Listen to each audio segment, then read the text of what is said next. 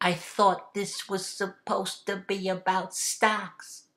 Where? It's all about you now, my friend, and not the other guy that I was talking about, because we're not going to make any silly gestures with our head this morning. It's about you know who I'm talking about, my boy. I got the greatest phone call yesterday. I got the greatest phone call that I've been waiting for. You got me. It was like the Gordon Gekko phone call. Now, I've got a guy out there that's got a ton of cash, and I've been feeding him information for years. I got one guy, which is why you've seen this face, you see the smile on my face, because now I'm starting to convince the people out there that the market is truly disconnected from reality. Wait, hang on, housing starts. doesn't make a difference. Who gives a shit about housing? Who gives a shit about economic data? Nothing matters except what is actually happening, and the market only goes up right now. Every pullback is a buy until it's not. Now here's the greatest part about this market. You want to know why we're mimicking what we happened last year around the same time? Last year we had Apple going up every day, and now you know who's the king of the market? Google. Yeah, we had to wait a while, but didn't I tell you buying that stock at 485, you're going to see at least 800 by 2013? And that was the phone call I got. You got me. I finally convinced this guy after he owned Apple. I got him out of Apple into Google. I got him out of his silver. After telling him how much I loved silver, I called him. I was like, you know what? I'm not liking silver anymore. Let's get out. Next thing you know, silver crashes.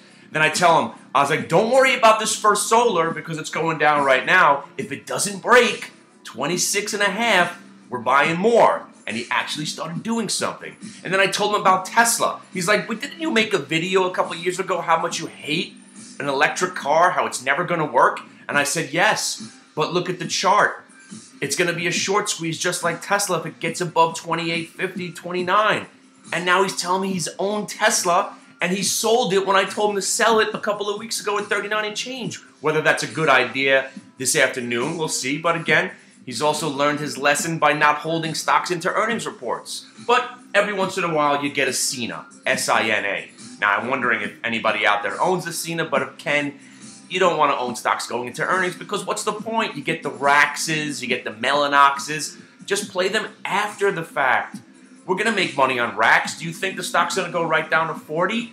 But you know what? Even though we bought the dip on the RAX at 59.50 and we're losing a buck and change right now, who cares? We're killing it in everything else. That's the beauty of the swing trades. As long as you don't get out of control, as long as you don't get out of hand, and don't take ridiculous losses. Hey, listen, we're going to take the loss in RAX if it breaks down under 56 and change. So be it. You're not going to win on every trade. So let's wrap this video up because I know nobody has an attention span for more than 3 minutes. If you haven't come to the site yet, if you haven't been part of what we've been doing, if you haven't stopped by yet, you're not allowed anymore. In July, it's over, kids. It's over, finally. And I want to thank the guy out there that keeps asking me, if you're so smart, why not just get a few clients and just do it by yourself? Yes, you're right. But I genuinely did like helping you guys out there. So, if you're not part of the room by the end of July, when I get back from my vacation, and you're not registered through Affinity, if we don't have you out there, if your name isn't officially part of our network by July, you're not allowed to come in. Unless you do some silly video embarrassing yourself in the middle of the street, like running around with a bikini on, screaming, hit the bid rules. Why did I not listen to the man? Why did I not listen to the prophet of profit? And my shiny head. This is HD camera now, man. Jeez, look at that shine. It's sick. I'm blinding you. Anyway, you know where to find me. You go to hitthebid.com, you hit the big green button, you fill out the registration, come hang out with us. And here's another thing. Most of the trading is, other than the swing trades, right?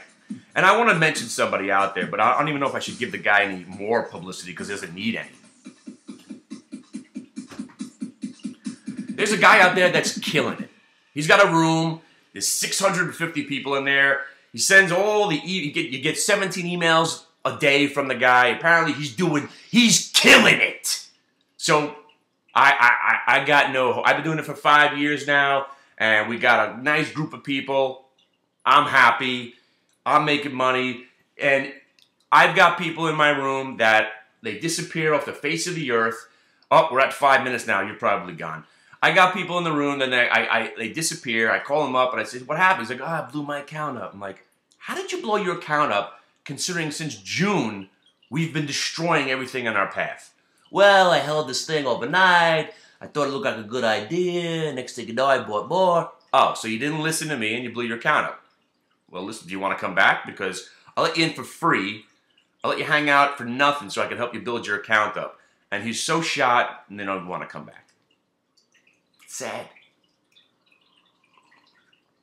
Trust me, guy out there, if you're listening, I've blown myself up 6 times. 230 Hartford Financial calls going into an earnings report. That was a genius fucking idea, right? How about shorting Priceline there for a good 6 months? How about 108,000 Q short in the face of JP Morgan upgrading the entire market that afternoon? That was awesome. Now, we've gone back to 1997, 1998, grinding it out, waiting for the opportunities. Like, forget the market for a second. Forget everything you know. Forget the Google awesomeness and the Tesla and the First Solar. How about QCOR? QCOR. We waited 6 months for the stock to finally break 27.15. Now you got paid. The stock's at 31. You don't have to trade every day. You don't even have to wake up every day. There's gonna be something else. Next thing you know, it'll be some other stock that we've been waiting for. Who in their right mind would have thought Best Buy would be at 17 and change? But where were we on that stock? Mr. Walker was telling you guys to please, for the love of God, buy that stock down at $11 and $12. How about BlackBerry at 8 that he was calling for that, to put your money into work in that? How about some Palladium that our boy Solid was telling you to do? Again, it's not all winners, obviously, but if you're part of our community, we're going to help you survive. I'll leave it at that. That's a good one. That's a good one to sit with.